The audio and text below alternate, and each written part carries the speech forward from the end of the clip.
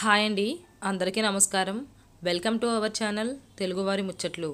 ఈరోజు మనం చెప్పుకోబోయే కథ పేరు మోడువారిన చెట్టు.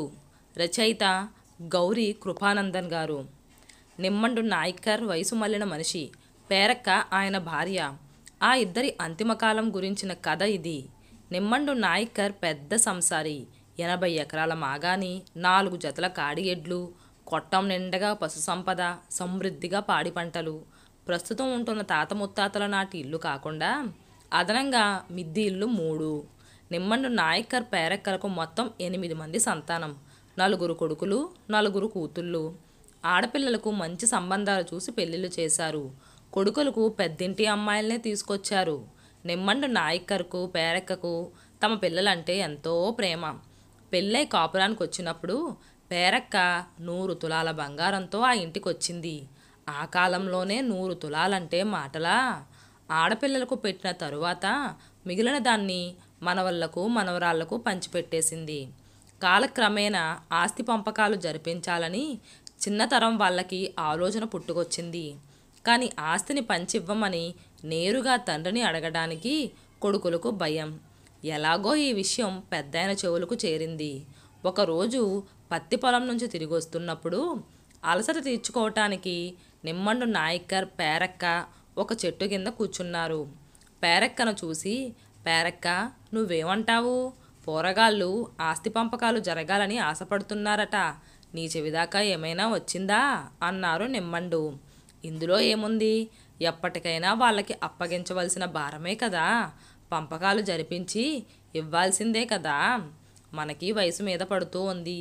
కృష్ణారామ అంటూ కూర్చొని తినాల్సిన కాలంలో ఎందుకు ఇలా ఆపసోహపాలు పడుతూ తిరగటం అంది పేరక్క.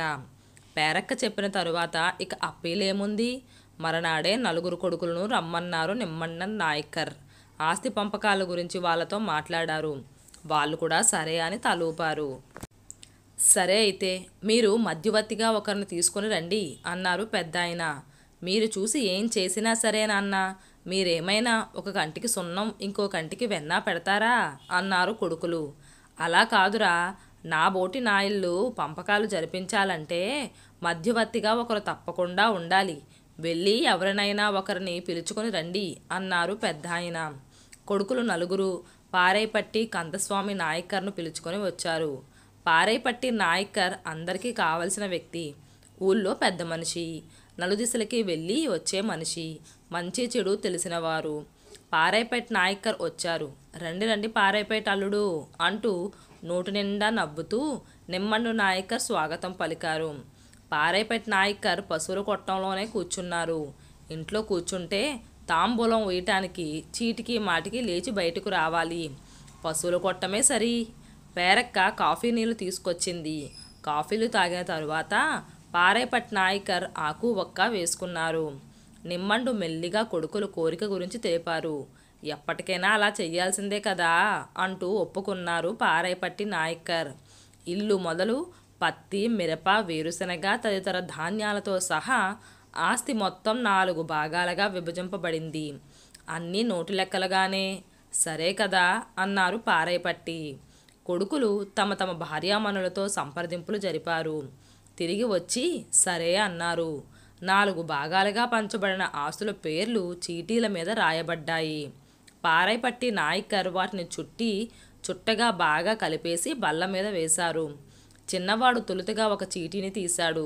తరువాత ఒక్కొక్కరుగా వచ్చి చీటీలు తీశారు.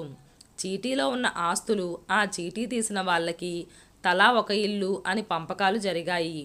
ఒక్కొక్క ఇంట్లోనూ ఒక సౌకర్యం ఉంది, కొన్ని ఇబ్బందులు ఉన్నాయి. కోడళ్ళు కళ్ళకి ఇబ్బందులు మాత్రమే పెద్దగా కనిపించాయి. పారపర్యంగా వస్తున్న ఇల్లు పెద్దవాడి వంతుకు వచ్చింది. అన్నయ్య యోగజాతకుడు అని తమ్ముళ్ళు కనిపించింది. కడుపులో మంట చెలరేగింది. ఆస్తుల పంపకం ఒక విధంగా ముగిసింది అని పారైపట్టి నాయకర్ అనుకున్నారు. అప్పుడు నిమ్మండు నాయకర్ గబగబా ఇంట్లోకి వెళ్ళారు. పెద్ద కంచు బిందె ఒకటి మొయ్యలేనట్లుగా మోసుకుంటూ తీసుకొచ్చారు. పారైపట్టి నాయకర్ ముందు ఆ బిందెను తలకిందులుగా గుమ్మరించారు. నాణాలు చెల్లా చెదురుగా పడ్డాయి. అన్నీ వెండి నాణాలు, తెల్లదొరలపు కాలపు వెండి నాణాలు. ఆ కాలంలో 12 వెండి నాణాలకు 1 తులం బంగారం కొనుక్కోవచ్చు. మొత్తం 2000 నాణాలున్నాయి. వాటిని సరిసమానంగా కొడుకులకు పంచిస్తున్నప్పుడు నిమ్మన్ నాయకర్ ముఖాన్ని చూసి తీరాల్సిందే. ఆ మనిషి ముఖంలో పట్టరాని సంతోషం. మన నాన్నగారిలాగా ఈ ఊళ్ళో ఎవ్వరూ తమ కొడుకులకు ఇలా పంచిచ్చారు అని కొడుకులు అతిశయంగా అనుకున్నారు. భలే ముసలాడు, ఇలా ఇంకా ఎంత డబ్బుని ఎక్కడెక్కడ పాతిపెట్టుంచాడో అని అందరూ అనుకున్నారు. పారైపట్టి కాస్త కలత చెందారు. ఇప్పుడు ఈ ముసలాడు చేసింది తంపలమారి పని. కొడుకులకు ముందే కావలసినదంతా ఇచ్చేశారు. పత్తి, మిరప, మినుములు, ధనియాలతో సహా. ఇప్పుడు మళ్ళీ డబ్బును కూడా పంచివ్వాలా? రోగం రొస్టు వచ్చినా చావు ఖర్చులకైనా ఉపయోగపడుతుంది కదా అని పారైపట్టి నాయకర్ అనుకున్నారు. నిమ్మండు పారైపట్టిని చూసి, ఇన్ని రోజులు కొడుకులు నా చేతిని ఎదురు చూస్తూ ఉండేవాళ్ళు, ఇక పైన నేను వాళ్ళ చేతిని ఎదురు చూస్తూ ఉండాలి అని అన్నారు. తరువాత కొడుకుల వైపు చూశారు. చూడండి అబ్బాయిలు, ఉన్నదంతా మీకు ఇచ్చేశాను. అమ్మ పెట్టుకున్న దుద్దులు, నేను పెట్టుకున్న వెండి మొలతాడు మాత్రమే ఉన్నాయి. ఇకపై మాకు ఏం కావాలి? 3 పూటలా గంజి, కట్టుకోవటానికి గుడ్డ, తలకి కాస్త చమురు నవ్వుతూ అన్నారు నిమ్మన్ నాయకర్.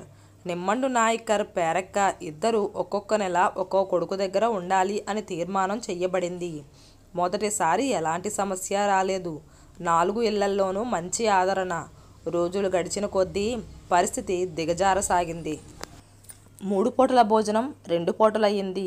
2 సార్లు కాఫీలు ఒక్కసారి మాత్రమే అన్నట్లుగా మారింది. పేరక్క ఎంతో ఇష్టంగా వేసుకునే ఆకు వక్క నిలిపివేయబడ్డాయి. రాను రాను తల నూనెకు కూడా కరువొచ్చింది. మార్చుకోవటానికి బట్టలు కొరతపడ్డాయి. ముసలి వాళ్ళిద్దరూ చిక్కి శల్యమయ్యారు. ఒంట్లో ఉన్న కండంతా కరిగిపోయింది. ఇద్దరు రంగు వెలిసిపోయిన చింకి పాతగుడ్డల్లాగా మాసిపోయారు. చమురు రాసుకోనందువల్ల జుట్టు అట్టలు గట్టుకుపోయింది.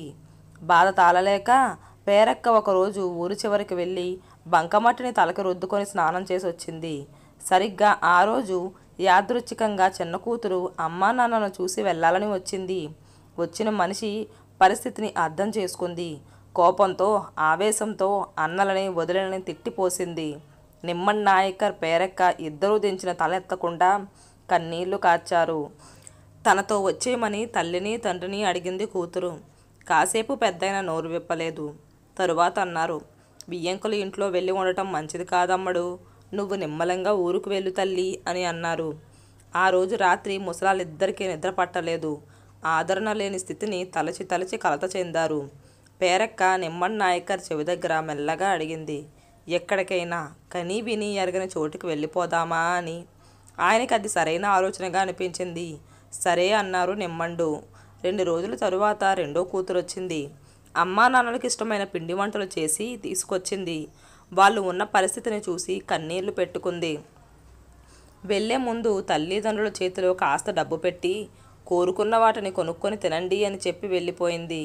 ఊరు వదిలి వెళ్ళిపోవాలని అనుకుంటూ ఉన్న వాళ్లకు ఆ డబ్బు సాయపడింది. కూతురిచ్చిన డబ్బుతో ఒకరోజు పూర్తిగా తెల్లవారకు ముందే ముసలాళ్ళిద్దరూ కోవిల్పట్టికి బయలుదేరి వెళ్ళారు. తెలిసిన వాళ్ళ కంట్లో పడకుండా భయపడుతూనే నడిచి వెళ్ళారు. దుద్దులను, వెండి మొలతాడును అమ్మేశారు. దేవుడిని మొక్కి రైలెక్కి మదురైకి వెళ్ళారు. మదురై రైలు నిలయంలో లెక్కలేనంత జనసందోహం. ఏం చెయ్యాలో, ఎక్కడికి వెళ్ళాలో తెలియక ఇద్దరు అలాగే కూర్చుండిపోయారు. అంత రద్దీలోనూ పేరక్క దగ్గరికి ఒక చిన్న పాప వచ్చి నిలబడింది. పేరక్క ఆ పాపను హత్తుకుంది.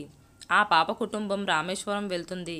ఎక్కడికి వెళ్ళాలో తెలియక తికమక పడుతున్న వీళ్ళు కూడా రామేశ్వరం వెళ్ళిపోదామని నిర్ణయించుకొని బయలుదేరి వెళ్ళారు. రైలు పేరక్కను ఉయ్యాల ఊపినట్లు ఊపుతూ జోకొట్టింది. పేరక్క రైల్లో బాగా నిద్రపోయింది. ఎంత పెద్ద కుటుంబం నుంచి వచ్చిన పిల్ల ఈరోజు ఇలా అయిపోయిందే. పేరక్కను చూస్తూ నిమ్మండు అనుకున్నారు. అలా అనుకోగానే ఆయన కళ్ళు చెమర్చాయి. వీళ్ళిద్దరూ కనబడకుండా పోయిన విషయం మొదట ఊళ్ళో అందరికీ తెలిసింది. తరువాత కొడుకులకు తెలియవచ్చింది. కొడుకులు మనసు తల్లడిల్లిపోయింది. ఎంతైనా కన్న తల్లిదండ్రులు కదా, కోడళ్ళు ఎక్కడైనా పడుంటారు అని మండిపడుతున్నట్లుగా అన్నారు. ఒకరోజు ఒక కబురు కారు చిచ్చులా వ్యాపించింది. ఊరు బావిలో ఒక ముసలాడు ముసల్ది సవాలుగా తేలుతున్నారట. అందరూ పరిగెత్తుకుంటూ వెళ్ళి చూశారు. కానీ వీళ్ళు కాదు. కొడుకులు కొన్ని రోజుల వరకు అటూ ఇటూ పరుగులు పెడుతూ తల్లిదండ్రుల కోసం వెతికారు. ఏ కబురు తెలియలేదు. నిమ్మన్ నాయకర్ పేరక్క కనబడకుండా పోయి 4-5 ఏళ్ళు దాటిపోయాయి. ఊరు కూడా మర్చిపోయింది.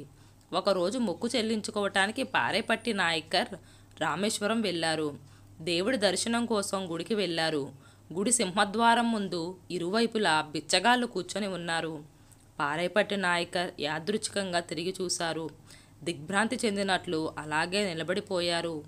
ఎక్కడో చూసిన ముఖంలా ఉందే అని పరికించి చూశారు. ఉద్రిక్తత చెందారు. ఆ బిచ్చగాళ్ల వరుసలో నిమ్మన్ నాయకర్ పేరక్క ఉన్నారు. ఇద్దరి తలలు గుండు కొట్టించబడి ఉన్నాయి.